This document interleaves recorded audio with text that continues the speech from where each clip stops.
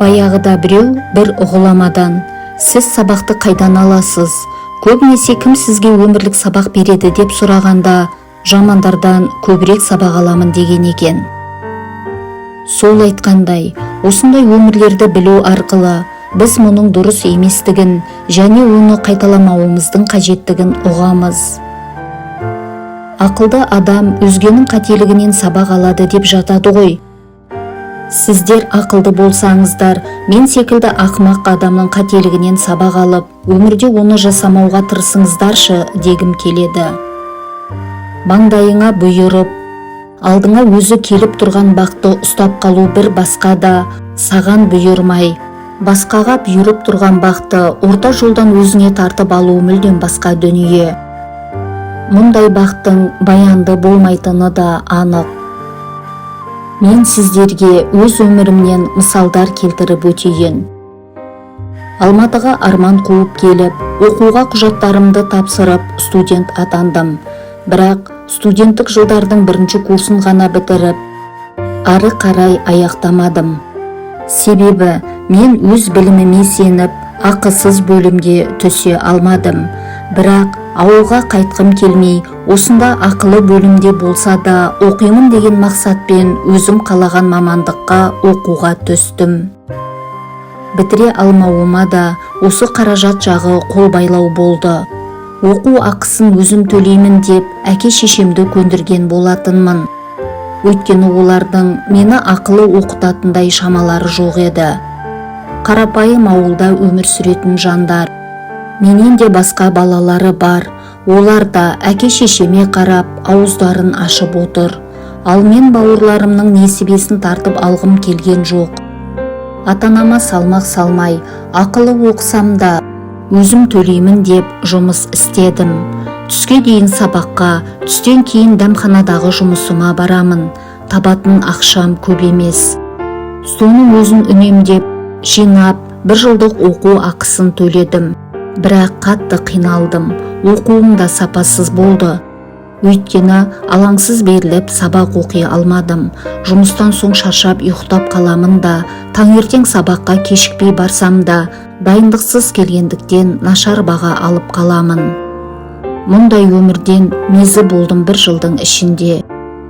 Солай ойлана келе, толыққанды жұмыс істеп, өз-өзіме келіп алайын, сосын оқуымды жалғастырамын деп жүріп, оқудан академиялық демалыс алдым. Сол бойы мен оқуымды аяқтай алмадым. Өйткені көрші қыздың ағасын ұнатып қалдым.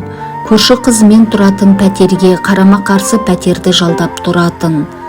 Қатарласпыз, олар 4 қыз болып пәтер жалдап тұратын студенттер. Сол қыздармен жақсы араласып жүріп, ағасын қаратып алдым. Ағасы сол пәтерге жиі келіп тұратын, қарындасын іздеп.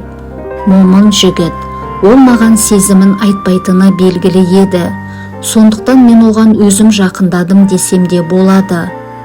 Анда-санда кездесіп жүрдік, арамыз жақындай түсті. Солай жүргенде мен жүкті болып қалдым. Тұрмысқа шықтым, содан бері де 10 жыл өте шығыпты. Қазір 2 баламыз, тұрақты жұмысымыз бар. Пәтер жалдап тұратынымыз болмаса, жағдайымыз жаман емес. Күйеуім тапқанын тиынына дейін санап, қолыма ұстатады. Берген ақшаның есебін сұрамайды. Қайда бардың деп тергемейді де, көп нәрсені өзім шешем. Бірақ 10 жылдан бері бірге тұрып келе жатсақ та, сезімсіз жан секілді, эмоциясын көрсетпейді. Тіпті маған ашуланып, еркектігін көрсетіп ашуланғаны да есімде жоқ. Жылы сөз айтып, еркелеткені де есімде жоқ. Жалпы, ол тек отағасы деген атты иемденіп жүрген еркек. Оның бар болмысы осы деп мен де қабылдағанмын. Бірақ ол мені сүймеді ме, амалсыздан үйленді ме білмеймін. Мойындаймын, алғашқы қадамды өзім жасап, өзіме үйлендіруге талай тер төктім. Енді сол айналып алдыма келіп тұр. Соңғы кездері күйеуім қатты өзгерді, жүдеп те кетті. Кешке жұмыстан келіп, үнсіз жатып қалады. Не болғанын түсіне алмай жүрдім. Өзінен сұрасам, ашылып ештеңе айтпайды. Баяғыдан мінезі солай. Сосын үндемей қоя салдым. Кейін естідім ғой. Күйеуімнің жұмысына бір баласымен ажырасқан жас, әрі сұлу келіншек келген екен. Сол келіншекке ғашық болып жүр екен ғой күйеуім. Көңіліме күдік кіріп, сұрастыра бастадым жан-жақтан. Тапқан мәліметім, әлгі келіншектің мінезі өте жақсы, өзі сұлу екен. Оның күйеуі өзге қызды 2 қабат қылып қойған соң, бұл 2 баласын алып күйеуінен кетіп қалыпты. Күйеуімнен күдіктенгендіктен телефонын аңдитын болдым.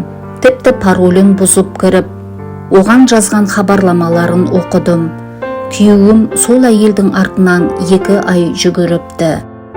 Баласы бар әйелге ғашық болып, соңынан жүгіріп, өмірі маған айтып көрмеген сөздерін соған айтқанына ішім күйді. Бірақ күйеуімнің әлгі әйелді соншалықты жақсы көретінін біліп тұрғандықтан, оған ештеңе айта алмадым. Ары қарай не істейтінімді білмей жүрмін.